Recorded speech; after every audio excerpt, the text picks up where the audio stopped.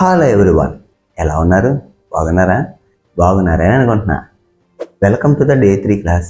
దానికన్నా ముందు చిన్నగా స్టార్ట్ చేశానండి. చిన్న చిన్న తప్పులు ఏమైనా ఉంటే దాన్ని సరిచేయండి. అట్లాగే మీకు ఏదైనా చిన్న చిన్న మేజర్ మిస్టేక్స్ కానీ ఎడిటింగ్లో కానీ ఆడియోలో కానీ మీకు ఏమైనా కనబడితే మీరు నాకైతే కామెంట్ సెక్షన్లో కామెంట్ చేయండి. అలాగే కోడింగ్ పర్పస్లో ఏదైనా తప్పు ఉన్నా కూడా మాకైతే చెప్పండి. అలాగే అందరూ చేసిన విధంగా నేనైతే చేయట్లేదండి. ప్రతిదానికి ఒక ఎగ్జాంపుల్ చెప్తున్నా, అలాగే ఎర్రర్స్ కూడా మీకు ముందు అయితే చూపిస్తున్నా. దయచేసి మీరందరూ కూడా ప్రాక్టీస్ సెషన్లో ప్రాక్టీస్ చేయండి. ఒక్క 1 అవర్ అయినా ప్రాక్టీస్ చేస్తే మీకైతే ఉపయోగపడుతుంది. ఓకేనా? Let's enter into the agenda. Today's agenda is input and output. దీన్నే కోడింగ్ లాంగ్వేజ్లో మాట్లాడుకోవాలంటే స్కానర్ అండ్ ప్రింటర్. అది చెప్పే ముందుగా మీకు నేనైతే చిన్న ఎగ్జాంపుల్ అయితే చెప్పబోతున్నా. ఇప్పుడు నా బాడీ అంతా కూడా బయటికి కనబడేది ఏమేమి?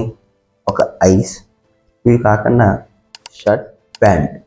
అట్లాగే ప్రోగ్రామ్కి కూడా స్క్రీన్ మీద కనబడేది అంతా కూడా ప్రింట్ఎఫ్ అంటాం. అలాగే ఇన్నర్ ఏదైతే నా బాడీ లోన పనిచేసి ఏముంటాయండి? బ్రెయిన్, హార్ట్, లివర్, కిడ్నీ, ఇవన్నీ కూడా ఇన్నర్ ఫంక్షన్. అలాగే ప్రోగ్రామ్ లాంగ్వేజ్లోకి వచ్చేటప్పటికి ఇన్నర్ అనేది స్కానర్. నువ్వు ఈ 2 చేతులు వర్క్ చేయాలంటే మనకు కావాల్సింది, మనకి ఒక బ్రెయిన్లో థాట్ రావాలి. అవునా? థాట్ వస్తేనే నేను హ్యాండ్ లిఫ్ట్ చేయగలను, నాకు థాట్ వస్తేనే నేను మాట్లాడగలను, నాకు థాట్ వస్తేనే నేను చూడగలను. ఇదే కోడింగ్లో కూడా మనం ఏదైనా ఒక ఇన్పుట్ ఇస్తే ఆటోమేటిక్గా తీసుకోవాలి. ఇన్పుట్ ఇచ్చేంత వరకు వెయిట్ చేయాలి. మన బ్రెయిన్ మనకు చెప్పేంత వరకు మన హ్యాండ్ వెయిట్ చేయాల్సిందే. అలాగే ఈ స్కానర్ స్టేట్మెంట్ కూడా అంతే. ఏదైతే మనం ఒక ఇన్పుట్ ఇవ్వాలి అంతవరకు సిస్టమ్ అనేది వెయిట్ చేస్తుంటుంది. అది ఎక్కడ వెయిట్ చేస్తుంది? అవుట్పుట్ స్క్రీన్ మీద. అవుట్పుట్ స్క్రీన్ మీద ఇంకొక స్టేట్మెంట్ కనబడుద్ది. నీకు ఒక స్టేట్మెంట్ రాసుకోవాలనుకుంటే రాస్తావు, లేకపోతే రాయకపోయినా స్కానర్ అని రాసినా కూడా వెయిట్ అయితే చేస్తుంది. దీని గురించి ఎక్కువ ఎక్స్ప్లెనేషన్తో చిన్న కోడింగ్ ప్రోగ్రామ్తో నేనైతే ఈరోజు మీ ముందుకైతే వచ్చా. Let's see the definition and the syntax and one program. Let's start. ఇక్కడ చూసినట్లయితే what is input and output in screen. ఇక్కడ ఇన్పుట్ అంటే ఏమనుంది? The data enter by the user from the keyboard. ఇదే కదా మనం మాట్లాడుకున్నాం. అదే information. Output information shows to the user on the screen. ఇప్పుడు అవుట్పుట్ ఆన్ ద స్క్రీన్ అంటే ఏ కీవర్డ్ వస్తుందో చూద్దామా? ఇక్కడ చూడండి, అవుట్పుట్లో కనబడేదే ప్రింట్ఎఫ్, ఇన్పుట్లో కనబడేదే స్కానర్. ఇక్కడ మీరు చూసినట్లయితే ఇక్కడ కనబడిపోతుంది చూడండి. The C user standard function for this scanner to read input, printf to display the output. ఇప్పుడు ప్రింట్ఎఫ్ అంటే ఏంటో తెలుసుకున్నాం, అవుట్పుట్ ఫంక్షన్. ఇప్పుడు దీని యొక్క సింటాక్స్ చూద్దాం. చూడండి, ఇక్కడ ప్రింట్ఎఫ్ అనే కీవర్డ్ కామన్, ప్రింట్ఎఫ్ అనేది కామన్. ఓకే, దీని లోపల ఫార్మల్ స్ట్రింగ్ అండ్ వేరియబుల్. ఇక్కడ నేను ఒక ఎగ్జాంపుల్ అయితే రాస్తాను. చూడండి, 1 కాదు 2, 3లో కూడా రాసుకోవచ్చు. నేనైతే ఒక ఎగ్జాంపుల్ అయితే రాస్తున్నాను మీకు అందరికి అర్థం కావాలని. ఫస్ట్ ఆఫ్ ఆల్ సింటాక్స్ ప్రకారంగా ప్రతి ఒక్కరు సింటాక్స్ అనేది ఫాలో అవ్వాలండి. ప్రింట్ఎఫ్ డబల్ కోడ్ ఓపెన్, ఇక్కడ హలో వరల్డ్. ఇది అందరికి కూడా తెలుసు, ఇదే మన స్టార్టింగ్ ప్రోగ్రామ్. ఓకే, నెక్స్ట్ ఇంకోటి రాస్తా. ప్రింట్ఎఫ్ ఏమని రాస్తా? It is a integer. ఇదే కదండి మన యొక్క second code. %d double code comma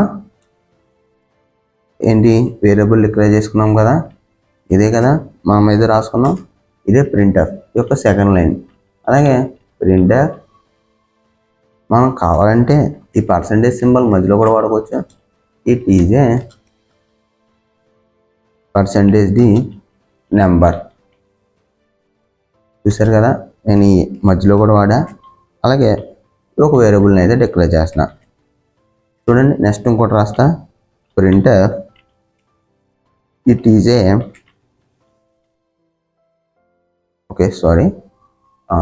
%d స్టార్టింగ్లో రాస్తా. %d is a even number. ఇప్పుడు 2 ఈజ్ ఏ ఈవెన్ నెంబర్ అనేది అవుట్పుట్ స్క్రీన్లో కనబడాలనుకోండి. 2 అనేది ఈవెన్ నెంబరే కదా, అది నేను స్టార్టింగ్లో రాసుకున్నా. ఇట్లాగా మనకు పర్సంటేజ్ డి, ఎందుకు ఇక్కడ మనం పర్సంటేజ్ డి అనే రాయాలి, ఇట్ ఈజ్ ఇంటీజర్ కాబట్టి.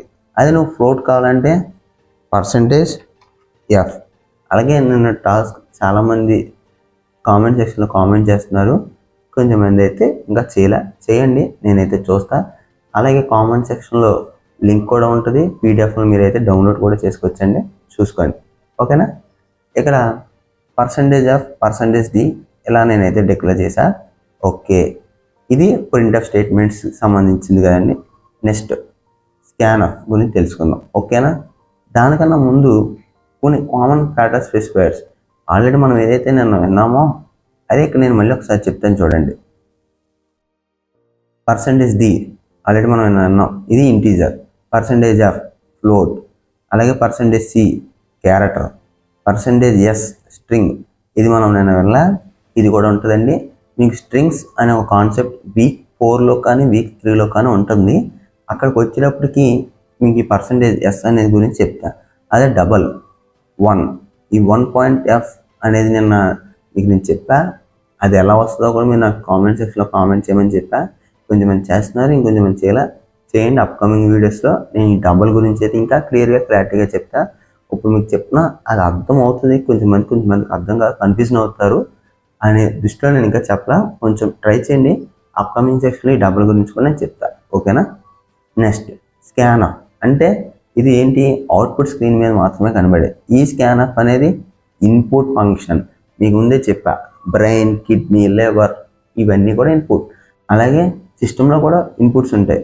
ఇన్పుట్స్ ఏంటంటే మనం ఏదైతే కీబోర్డ్ నుండి ఇస్తామో, ఏదైతే ఒక వాల్యూస్ని పాస్ చేస్తామో వాటినే సి అనే లాంగ్వేజ్లో స్కాన్ఆఫ్ ఉంటుంది. అదే C++లో అయితే సి ఇన్ ఉంటుంది, సి అవుట్ ఉంటుంది. అదే జావాలో అయితే system.out.println అలా ఉంటాయి. ఏ లాంగ్వేజ్కి ఆ లాంగ్వేజ్ ఉంటుందండి. మనం సి గురించి మాట్లాడుకుంటున్నాం కాబట్టి ఓన్లీ సిలో అయితే స్కాన్ఆఫ్ ఉంటుంది. ఎవరు కన్ఫ్యూజన్ అవ్వకండి, సిలో ఓన్లీ ప్రింటర్ స్కాన్ఆఫ్. ఈ C++ జావా అనేది జస్ట్ మీకు తెలియని కోసం ఆ స్టేట్మెంట్లు ఎలా రాస్తారో అనేది చెప్పాను, అంతేనా. ఇక్కడ సింటాక్స్ చూద్దామండి ఒకసారి. స్కాన్ఆఫ్ ప్రతి ఒక్కరు రాసిన విధంగానే స్కాన్ఆఫ్ రాయాలి. ప్రింట్అప్ దగ్గర ప్రింట్అప్ రాస్తాం, ఇక్కడ స్కాన్ఆఫ్ రాస్తాం. Formatting string, next variable. ఓకేనా. ఫార్మేటింగ్ స్ట్రింగ్ ఉండాలి, అలాగే ఒక వేరియబుల్ కూడా ఉండాలి. ఇక్కడ చూడండి, note before A variable name to pass it memory address. ఇక్కడ ఫస్ట్ ఆఫ్ ఆల్ నేను సింటాక్స్ అయితే రాస్తాను చూడండి. సింటాక్స్ ప్రకారంగా స్కాన్ఆఫ్. ఓకే, మీకు అర్థం కనబడుతుందా స్క్రీన్? ఫాంట్ పెంచుతాను చూడండి, 24లో పెట్టా. ఓకే, ఒకవేళ ఫాంట్ కనబడకపోతే, స్క్రీన్ కనబడకపోయినా సైజ్ చెప్పండి, నేను పెంచుతా నెక్స్ట్ కమింగ్ వీడియోస్లో. ఓకే, ఇక్కడ ఫార్మాటింగ్ స్ట్రింగ్ రాస్తున్నా. ఎట్లాగంటే పైన పర్సంటేజ్ డి ఉంటుందండి, అదే ఫార్మాటింగ్ స్ట్రింగ్. మీకు కావాలంటే ఇక్కడ చూడొచ్చు, ఇదిగోండి ఫార్మేట్ కనబడిందా. అంటే పెద్ద ఏం కాదు, ఇంటీజర్ దగ్గర ఏం వాడుతున్నాం, పర్సంటేజ్ డి. అదే ఫ్లోట్ అయితే పర్సంటేజ్ ఆఫ్, క్యారెక్టర్ అయితే పర్సంటేజ్ సి, ఇది పర్సంటేజ్ 1.f. ఓకే, ఇక్కడ ఫార్మాటింగ్ స్ట్రింగ్ అంటే ఏం వాడుతున్నాం, ఇక్కడ పర్సంటేజ్ డి రాసుకుని డబుల్ కోడ్ కామా ఉంది కానీ సింటాక్స్ ప్రకారంగా కామా రాసుకుని దానిపైన అండ్ సింబల్ ఉంది. ఈ అండ్ సింబల్ ఎక్కడ ఉంటుందంటే ఎవరు కన్ఫ్యూజన్ అవ్వకండి, 7 పైన అండ్ సింబల్ ఉంటుంది, షిఫ్ట్ పట్టుకోవాలి, అండ్ నొక్కాలి. ఇక్కడ వేరియబుల్ అంటే ఏంటి, ఇంట్ ఏ, ఇంట్ సి, ఇంట్ డి. మనం ఇంతగా ఇంట్ ఏ నొక్కిన వెంటనే అక్కడ సెకండ్ ప్రోగ్రాంలో మనకి 32,767 అని వచ్చింది. మళ్ళీ నొక్కినప్పుడు 32,765 అని వచ్చింది. దీనికి కూడా కామెంట్ సెక్షన్లో మీకు కామెంట్ చేయమన్నా అసలు ఎందుకు వచ్చింది అనేది మీరు చెప్పండి. లేదంటే అప్కమింగ్ సెక్షన్లో అబిట్ అనే కాన్సెప్ట్ వస్తుంది, నేను అక్కడైతే చెప్తాను. ఓకేనా. ఇక్కడ వేరియబుల్ ఏముంది, నేను ఏం రాసుకున్నానంటే సింపుల్గా ఏ అని రాస్తున్నా. ఓకేనా, సెమీకోలన్. ఓకే, ఆల్రెడీ చెప్పాను కదా, షిఫ్ట్ పట్టుకోవాలి, 7 నొక్కాలి, అప్పుడు అన్ సింబల్ అయితే వస్తుంది. ఓకేనా. ఇది కేవలం కీబోర్డ్ కొంచెం రాని వాళ్ళు ఎవరైనా ఉంటే వాళ్ళ కోసం అయితే చెప్తున్నానండి, వచ్చిన వాళ్ళు అయితే స్కిప్ చేయొచ్చు. ఓకే, ఒక స్కాన్ఆఫ్ నేనైతే ఇక్కడ రాసా. ఇంకా ఎక్కువ రాసినా కొంచెం కన్ఫ్యూజన్ వస్తుంది. అప్కమింగ్లో మీకు అయితే అర్థమవుతుంది. ఇప్పుడు నేను ఒక చిన్న ప్రోగ్రామ్ మీ ముందుకైతే తీసుకొస్తున్నా. ఓకేనా? Let's enter into the coding part. Let's see the coding. Okay, నేనైతే పెద్ద పెద్ద కంపైలర్స్ ఏం వాడట్లా. ఆన్లైన్లో కంపైలర్ వాడుతున్నా. ఆన్లైన్ కంపైలర్ పేరు ఏంటండి? జీడీబీ. అంతేగా, జీడీబీ కంపైలర్.